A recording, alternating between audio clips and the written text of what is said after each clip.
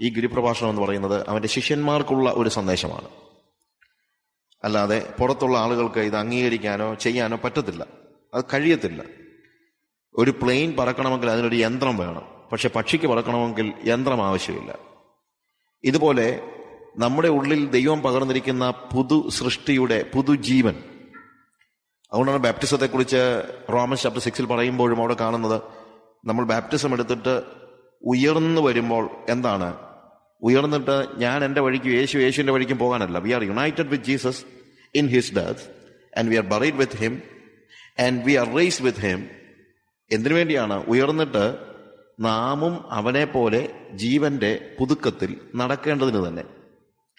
അപ്പോൾ യേശുക്രിസ്തു നമുക്ക് നൽകുന്ന ആ പുതുജീവൻ, വീണ്ടും ജനനത്തിലൂടെ നമുക്ക് ലഭിച്ചിരിക്കുന്ന, അല്ലെങ്കിൽ നാം ആയിത്തീർന്നിരിക്കുന്ന പുതു സൃഷ്ടി, ആ പുതിയ സൃഷ്ടിക്ക് മാത്രമേ എന്ത് ചെയ്യാൻ പറ്റുള്ളൂ?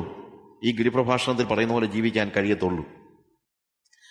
അതുകൊണ്ട് ആരെങ്കിലും ഇവിടെ വന്നിട്ട് എനിക്കിങ്ങനൊന്നും ജീവിക്കാൻ കഴിയുകയില്ല എന്ന് പറഞ്ഞു കഴിഞ്ഞാൽ, ആദ്യം നിങ്ങൾ ശ്രദ്ധിക്കേണ്ടത് ആ പുതിയ സൃഷ്ടിയുടെ ജീവിതമാണോ ഞാൻ ജീവിക്കുന്നതെന്നാണ്. വീണ്ടും ജനിച്ചവർ തന്നെ പലപ്പോഴും വീണ്ടും ജനിച്ചവരാണെന്നുള്ള തിരിച്ചറിവില്ലാതെ ജീവിക്കുന്നു. ഞാൻ ആ കഴുകന്റെയും പക്ഷിയുടെയും കോഴികളുടെയും ഉദാഹരണം പറഞ്ഞപ്പോൾ, ഒരു കോഴിക്കുഞ്ഞിനെ പോലെ ഒരു കഴുകൻ ജീവിക്കാൻ ഒരു പക്ഷേ അതിന്റെ സാഹചര്യം കൊണ്ട് അത് ചെന്നുപെട്ടത് കോഴിക്കുഞ്ഞിന്റെ അതിന്റെ പിയർ ഗ്രൂപ്പ് എന്ന് പറയുന്നത് ഒരു പക്ഷേ കോഴിക്കുഞ്ഞുങ്ങളായിരിക്കും. പക്ഷേ കഴുകന്റെ കുഞ്ഞിൽ ഒരു ജീവനുണ്ട്. ആ ജീവൻ അതിനെ പറക്കാൻ ശക്തമാക്കുന്നതാണ്.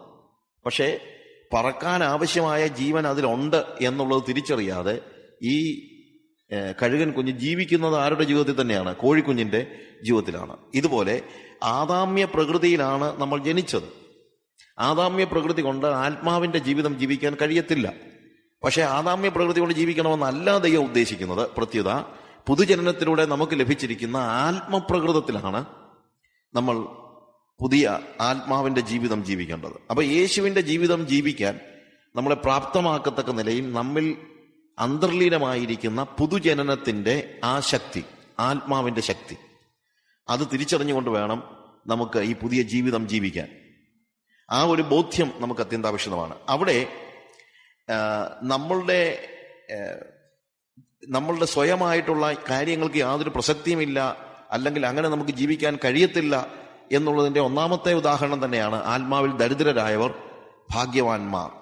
നമ്മൾ ഇന്ന് വാസ്തവത്തിൽ പഠിപ്പിക്കുന്നത് സെൽഫ് എസ്റ്റീമാണ്. നമ്മൾ എത്രയും നമ്മളെ തന്നെ ശക്തീകരിക്കണമെന്നും അങ്ങനെ സെൽഫ് ഹെൽപ്പ് ബുക്കുകളാണ് ഇന്ന് ഏറ്റവും കൂടുതൽ വിൽക്കുന്നത്. പക്ഷേ കർത്താവ് പറയുന്ന ഈ സന്ദേശം അതിന്റെ നേരെ വിപരീതമാണ്. സെൽഫ് എസ്റ്റീമിന്റെ ഓപ്പോസിറ്റ് ആണ് ആത്മാവിലെ ദാരിദ്ര്യം എന്ന് പറയുന്നത്. ഞാൻ എന്നിൽ തന്നെ ഉള്ള ശക്തി കണ്ടെത്തുക, അതൊരു ഈസ്റ്റേൺ ചിന്താഗതിയാണ്.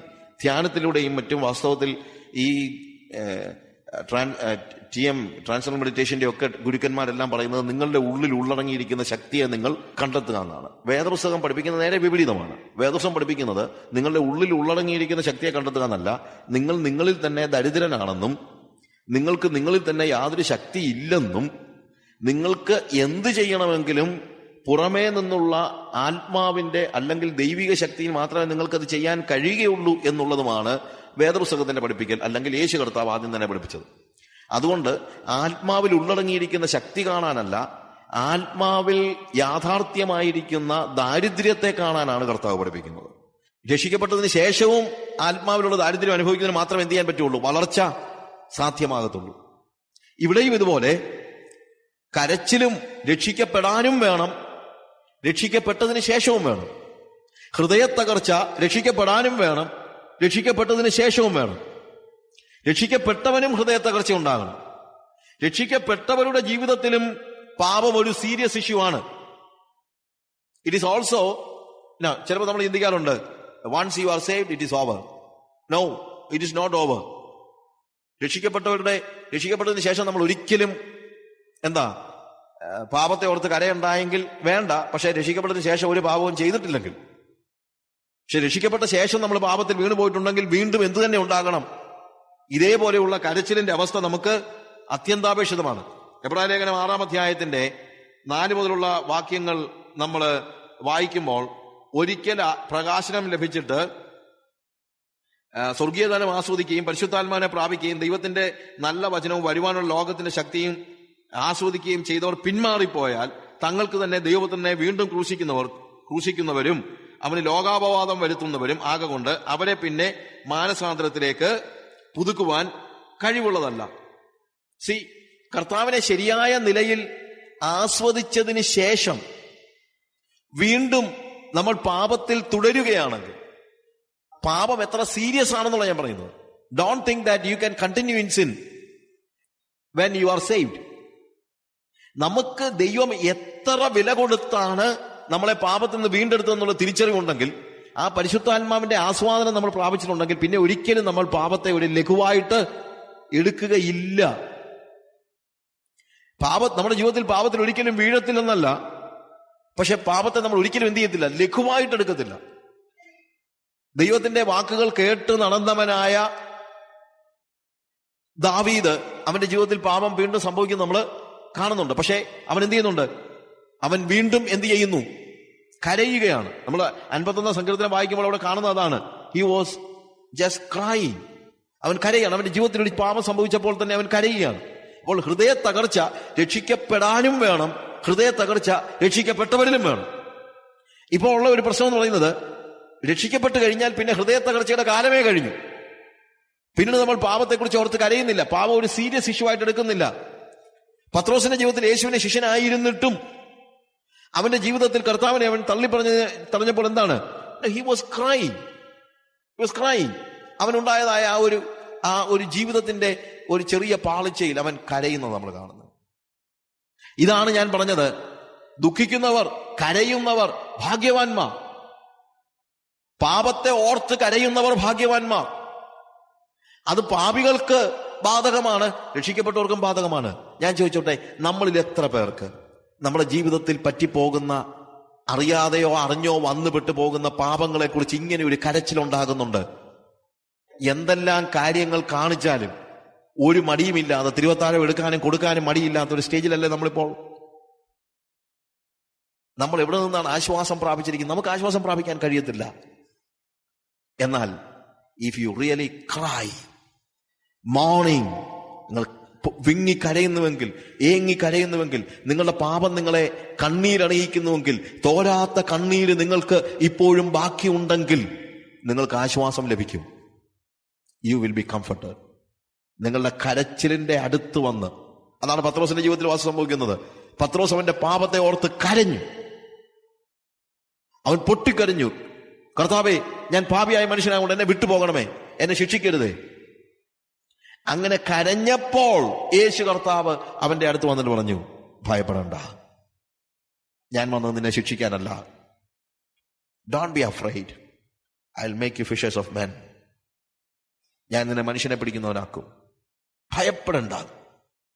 എപ്പോഴാ പറഞ്ഞത്? അവന്റെ കരച്ചിലിന്റെ ഒടുവിലാ. കരയുന്നവർക്ക് ആശ്വാസം ലഭിക്കും.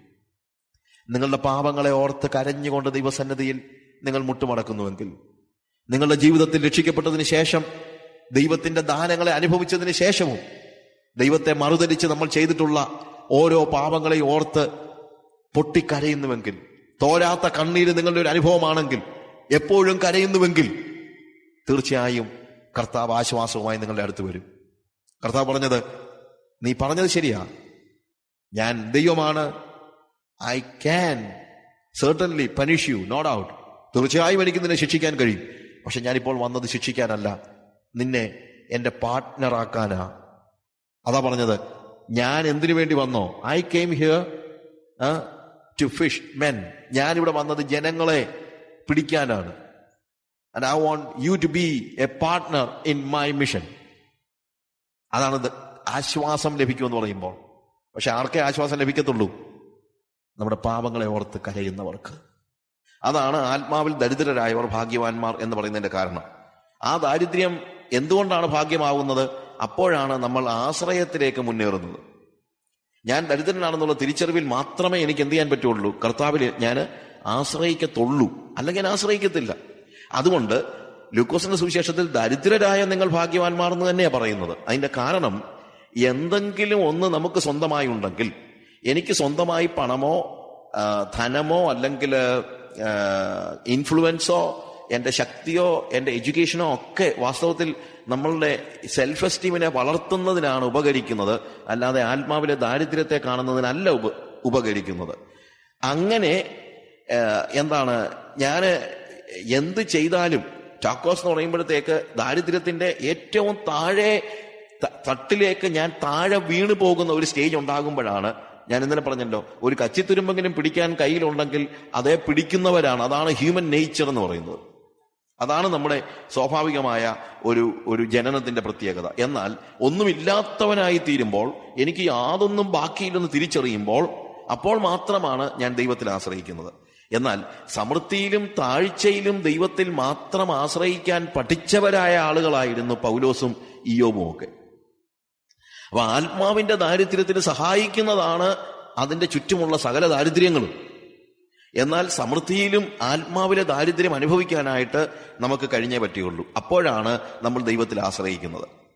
ഞാൻ ഒരു പാപിയാണെന്നുള്ള തിരിച്ചറിവ്, അഥവാ എൻ്റെ പാപത്തിന്റെ സ്വാഭാവികമായ ശിക്ഷ, നോർമൽ ആയിട്ടുള്ള ശിക്ഷ തന്നെ നരകമാണെന്നുള്ള തിരിച്ചറിവ് ഉണ്ടാകുമ്പോൾ, ഞാൻ എൻ്റെ സെൽഫ് റൈച്ചിയസ്, ഞാൻ മോറലി ബാങ്ക്രപ്റ്റ് ആണെന്ന് തിരിച്ചറിയുമ്പോൾ, എൻ്റെ സ്വയനീതിക്ക് ഒന്നും ചെയ്യാൻ കഴിയില്ലെന്ന് തിരിച്ചറിയുമ്പോൾ, ഞാൻ എന്ത് ചെയ്യുന്നു? എൻ്റെ നീതിയിൽ ആശ്രയിക്കുന്നതിന് പകരം ആരിൽ ആശ്രയിക്കുന്നു? യേശുവിൽ ആശ്രയിക്കുന്നു. അങ്ങനെയാണ് ഞാൻ യേശുവിനെ വിമോചകനാക്കുന്നത്. എന്ന് തന്നെയല്ല, എന്നെ ശൂന്യനാക്കാനായിട്ട്, എനിക്ക് എന്നെ ഭരിക്കാൻ അറിയത്തില്ലെന്നും ഞാൻ എന്നെ ഭരിക്കുന്നുവെന്ന് എനിക്കൊരു വ്യാജമായ ചിന്തയുണ്ടായാലും ശരിക്കും എന്നെ നിയന്ത്രിക്കുന്നത് ആര് തന്നെയാണ്? പിശാചാണ്. അതുകൊണ്ട് എന്റെ സിംഹാസനത്തിൽ നിന്ന് ഞാൻ എന്നെ ഇറക്കി വിടുമ്പോഴാണ് ഞാൻ ശരിക്കും ദരിദ്രനായി തീരുന്നത്. കാര്യം എന്നെ ഭരിക്കാനും ആരും ഇല്ലിപ്പോ. അങ്ങനെ എന്നെ ഭരിക്കാൻ ആരുമില്ലാത്ത ഒരു സ്റ്റേജിലാണ് എന്തുണ്ടാകുന്നത്? യേശു കർത്താവ് എൻ്റെ ഉള്ളിലേക്ക്, എൻ്റെ ഹൃദയത്തിലേക്ക് മാത്രമല്ല, എൻ്റെ ജീവിതത്തിലേക്ക് രാജാവായി ഇറങ്ങി വരുന്നത്. ആത്മാവിൽ ദരിദ്രനായവനെ ഭരിക്കാൻ മാത്രമേ രാജാവ് ഇറങ്ങി വരത്തുള്ളൂ. ആ സിംഹാസനത്തിൽ ആരെങ്കിലും ഇരിക്കുന്നെങ്കിൽ അവിടെ കയറി അവനെ നിഷ്കാസനം ചെയ്ത് ഭരിക്കാനൊന്നും കർത്താവ് തയ്യാറാകത്തില്ല. കർത്താവിന്റെ രാജ്യത്തിന്റെ പ്രത്യേകത അതാണ്, അല്ലെ? കർത്താവിന്റെ സ്വഭാവത്തിന്റെ പ്രത്യേകത അതാണ്. അതുകൊണ്ട് ആത്മാവിലുള്ള എൻ്റെ ദാരിദ്ര്യമാണ് യേശുവിനെ വിമോചകനാക്കാനും യേശുവിനെ രാജാവാക്കാനും എനിക്ക് കഴിയുന്നതിന്റെ ഏക കാരണം. അതുകൊണ്ട് ഞാൻ ആത്മാവിൽ ദരിദ്രനാകുമ്പോൾ ദൈവരാജ്യം എൻ്റെ സ്വന്തമാവുകയാണ്. കാരണം യേശു എൻ്റെ രാജാവായി തീരുകയാണ്. ആത്മാവിൽ ദരിദ്രരായവർ ഭാഗ്യവാന്മാർ, ദൈവരാജ്യം അവരുടേത്. Theirs is the kingdom of God. Theirs is the kingdom of heaven. സ്വർഗരാജ്യം അവരുടെ വകയാണ്. അല്ലാതെ ആത്മാവിൽ ദരിദ്രനായി കഴിഞ്ഞാൽ പിന്നീട് ഒരിക്കൽ എപ്പോഴെങ്കിലും നിങ്ങൾ ദൈവരാജ്യത്തിലേക്ക് കടക്കുമെന്നല്ല. Theirs is the kingdom of God. Present ടെൻസിലാണ് പറഞ്ഞിരിക്കുന്നത്. It is our kingdom. രണ്ടാമത് നമ്മൾ പറഞ്ഞു, ദുഃഖിക്കുന്നവർ വെറും ദുഃഖിക്കുന്നവരല്ല, മോങ്ങിക്കരയുന്നവർ എന്നുള്ള അർത്ഥമാണ് അവിടെ ഉപയോഗിച്ചിരിക്കുന്നത്. കരച്ചിലിന്റെ തന്നെ, അല്ലെങ്കിൽ ദുഃഖത്തിന്റെ മാക്സിമം, അതിനപ്പുറത്തൊരു വാക്ക് ഗ്രീക്കിൽ ഉപയോഗിക്കാൻ പറ്റത്തില്ല. അതുപോലെ ശക്തമായ ഒരു വാക്കാണ് ദുഃഖിക്കുന്നവർ എന്നുള്ളതിന് ഉപയോഗിച്ചിരിക്കുന്നത്. അത് ഹൃദയത്തിന്റെ ഉള്ളിലുണ്ടാകുന്ന ഒരു ചെറിയ ദുഃഖം മാത്രമല്ല, പ്രത്യേകത അതിന്റെ എക്സ്പ്രഷനും കൂടെയാണ്. പൊട്ടിക്കരച്ചിലാണ്, തോരാത്ത കണ്ണീരാണ്. എന്തിനെ ഓർത്ത്? നമ്മളൊക്കെ പലപ്പോഴും കരയുന്നവരാണ്. പക്ഷെ എന്തിനെ ഓർത്ത്? എന്റെ പാപങ്ങളെ ഓർത്തുള്ള കരച്ചിൽ. എന്റെ പാപങ്ങളെ ഓർത്ത് കരയുമ്പോഴാണ്, എന്റെ പാപങ്ങളെ ഓർത്ത് മാത്രമല്ല, എന്റെ പാപത്തിന്റെ കോൺസിക്വൻസ് എന്താണെന്നുള്ള തിരിച്ചറിവിൽ ഞാൻ കരയുമ്പോഴാണ്. എന്റെ പാപത്തിന്റെ കോൺസിക്വൻസ് എന്താണ്? നിത്യനരകം. അതുകൊണ്ടാണ് പീറ്റർ പറയുന്നത്, എന്ത്? കർത്താവേ, ഞാൻ പാപിയായ മനുഷ്യനാകൊണ്ട് എന്നെ വിട്ടുപോകണമേ. അടുത്തതായിട്ട് എന്താ കാണുന്നത്? എന്റെ പാപത്തിന്റെ കോൺസിക്വൻസ് മാത്രമല്ല, എന്റെ പാപം ലോകത്തിലെ ഏറ്റവും നിർദോഷനായി ജീവിച്ചിരുന്ന യേശുവിന്റെ മേൽ എന്ത് ചെയ്തു എന്നുള്ള തിരിച്ചറിവ്. കാൽവറി ക്രൂശിൽ യേശു തകർക്കപ്പെട്ടത് എന്റെ പാപങ്ങളുടെ പരിണിത ഫലമായിട്ടാണ്. റോമാക്കാരോ യഹൂദന്മാരോ അല്ല യേശുവിനെ ക്രൂശിച്ചത്. പത്രോസ് പറയുന്നു, നിങ്ങൾ ക്രൂശിച്ചവനായ ഈ യേശുവിനെ തന്നെ. ഞാനാണ് യേശുവിനെ ക്രൂശിച്ചത്, എന്റെ പാപങ്ങളാണ് യേശുവിനെ ക്രൂശിച്ചത് എന്നുള്ള തിരിച്ചറിവിലുള്ള, പാപബോധത്തിൽ നിന്നുള്ള, ആഴമായ അനുതാപത്തിൽ നിന്നുള്ള പൊട്ടിക്കരച്ചിലാണ് അവിടെ വിഷയം. അവർക്ക് ആശ്വാസം ലഭിക്കും. അവർക്ക് മാത്രമേ ആശ്വാസം ലഭിക്കുകയുള്ളൂ. അപ്പൊ അനുതാപത്തിന്റെ കണ്ണീരില്ലാതെ ആരെങ്കിലും ഒരാൾ ദൈവസഭയിലേക്ക് കടന്നു വന്നാൽ അവർ വാസ്തവത്തിൽ ഒരു ഫ്യൂട്ടിലിറ്റിയിലാണ്, ഒരു വ്യർത്ഥതയിലാണ് ജീവിക്കുന്നത്. അനുതാപത്തിന്റെ കണ്ണുനീര് അത്യന്താപേക്ഷിതമാണ്. അതുകൊണ്ടാണ് പാപത്തിന്റെ കാര്യത്തെക്കുറിച്ചുള്ള പ്രസംഗങ്ങളും അതേപോലെയുള്ള ഒരു അനുതാപവും അത്യന്താപേക്ഷിതമായിരിക്കുന്നത്.